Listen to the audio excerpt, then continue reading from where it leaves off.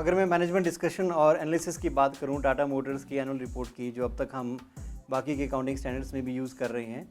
अगर हम इस एनुअल रिपोर्ट से समझने की कोशिश करें कि कितने टैक्स एक्सपेंसेस रिकॉर्ड हुए या कितने क्रेडिट हुए हमारे इनकम स्टेटमेंट में टैक्स से रिलेटेड, तो इन्होंने इसके बारे में डिटेल दी है कि इनके जो टैक्स एक्सपेंसेस 21-22 में थे वो 4,231 करोड़ के थे, जिनको अगर कंपेयर करें 2021 से तो 2,542 करोड़ के टैक्सेस रिकॉर्ड हुए। और इनके ऊपर क्या इफेक्टिव टैक्स रेट एप्लीकेबल हुआ, इसके बारे में डिटेल इन्होंने अपने मैनेजमेंट डिस्कशन एनालिसिस में दी है। क्या मूवमेंट हुई करंट टैक्स एक्सपेंस में, डेफर्ड टैक्स एसेट्स में, डेफर्ड टैक्स लायबिलिटीज़ में, सारी डिटेल अपने बिजनेस एनालिसिस में भी इन्होंने इसके बारे में डिटेल्स दी है। प्रॉफिट और लॉस अकाउंट पे इसका क्या फ़र्क पड़ा, टैक्स चार्ज होने से पहले कितनी इनकम थी, टैक्स चार्ज होने के बाद कितनी इनकम है, इसका पूरा रिकन्सिलेशन। और एनुअल रिपोर्ट में बैलेंस शीट में इनकम स्टेटमेंट में किस तरीके से प्रेजेंट होगा, तो आप deferred tax assets, net balance, current tax assets, deferred tax liability,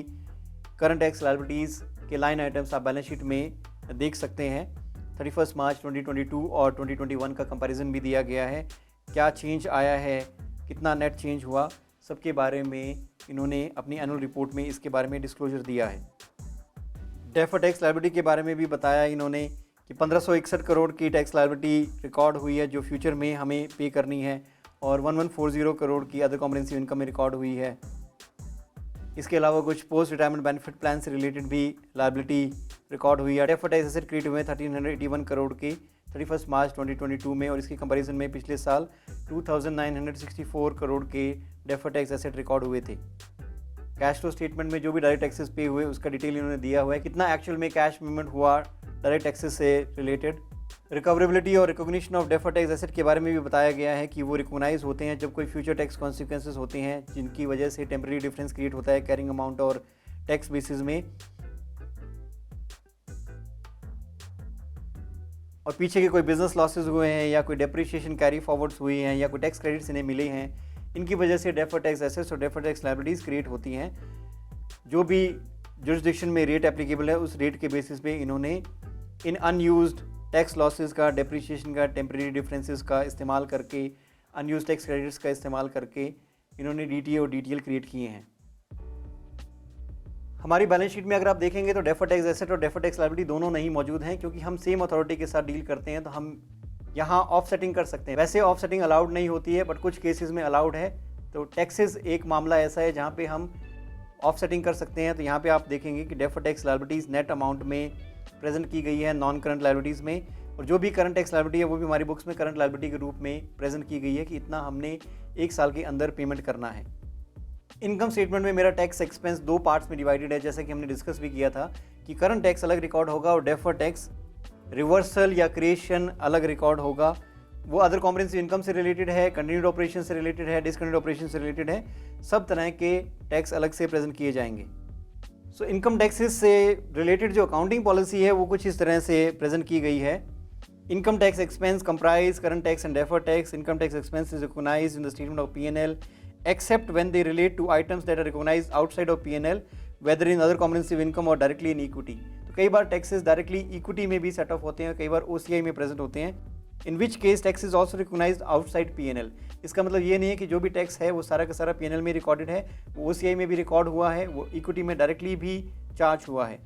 current income taxes are determined based on respective taxable income of each taxable entity. जो भी उनका टैक्स बनता है इस साल का, उसके बेसिस पे ही हमने टैक्स कंप्यूट किया है। Deferred tax assets and liabilities are recognized for the future tax consequences of temporary differences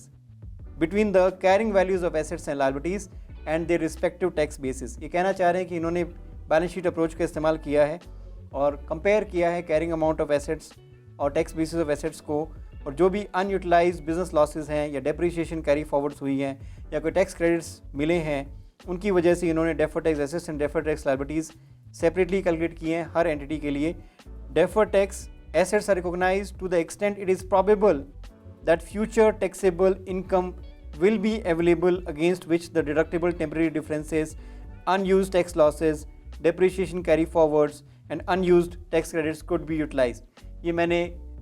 मेरे लेक्चर के ख़त्म होने से पहले एक बात आपको कही थी कि ध्यान रखना कि आपके पास इनफ प्रॉफिट्स हों जिनके बदले में आप ये एक्सपेंसेस डिडक्ट कर सको, आप unused tax losses carry forward कर सको, या कोई भी टैक्स क्रेडिट आपको मिला है उसको कैरी फॉरवर्ड कर सको। आपके पास फ्यूचर में अगर इनफ प्रॉफिट से नहीं है तो कहाँ से इनको माइनस करोगे, इस बात का भी खास ध्यान रखना है। और इन्होंने अपनी पॉलिसी में ये बखूबी बताया है कि हमें उम्मीद है कि प्रोबेबल फ्यूचर टैक्सेबल इनकम होगी, जिनको ध्यान में रखते हुए हमने डेफर्ड टैक्स एसेट क्रिएट किए।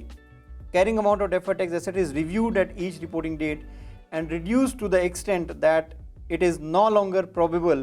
that sufficient taxable profits will be available to allow all or part of the asset to be recovered। तो हम इसको हर साल रिव्यू करते हैं और हम ये भी ध्यान रखते हैं कि कहीं हमारी उम्मीद में कोई कमी तो नहीं आई है। अगर हमें लगता है कि इनफ प्रॉफिट्स नहीं होंगे तो हमने डेफर्ड टैक्स एसेट की कैलकुलेशन को रिवाइज भी किया है।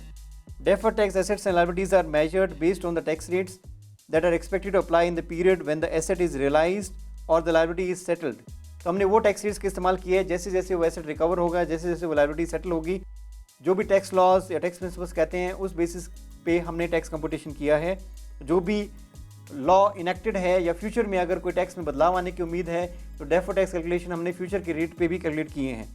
Current and deferred tax assets and liabilities are offset when there is a legally enforceable right to set off current tax assets against current tax liabilities and when they relate to income taxes levied by the same taxation authority। तो आपने देखा होगा कि इन्होंने deferred tax assets और deferred tax liabilities तो अलग से कैलकुलेट किए। अपने मैनेजमेंट डिस्कशन और एनालिसिस में इसके बारे में पूरी डिटेल दी कि कितने डेफर्ड टैक्स एसेट्स हैं, कितने डेफर्ड टैक्स लायबिलिटीज हैं। पर जब बैलेंस शीट में हमने जाके देखा तो वहाँ पे इन्होंने एक नेट बैलेंस दिया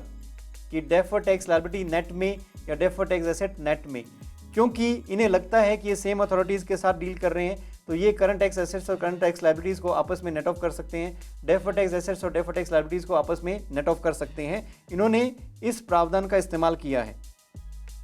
and the company intends to settle its current tax assets and liabilities on a net basis. इनका इरादा भी है, इस वजह से इन्होंने एक नेट अमाउंट के बेसिस पे इसे बैलेंस शीट में रिकॉर्ड किया है। Deferred tax liabilities on taxable temporary differences arising from investment in subsidiaries, branches and associated companies and trust in joint arrangements are not recognized if the company is able to control the timing of the reversal and it is probable that the temporary difference will not reverse in the foreseeable future। तो हमें ऐसा लगता है कि future में कोई tax consequence नहीं होने वाले हैं, तो उन केसेस में हमने DTO DTL नहीं रिकॉग्नाइज किया है।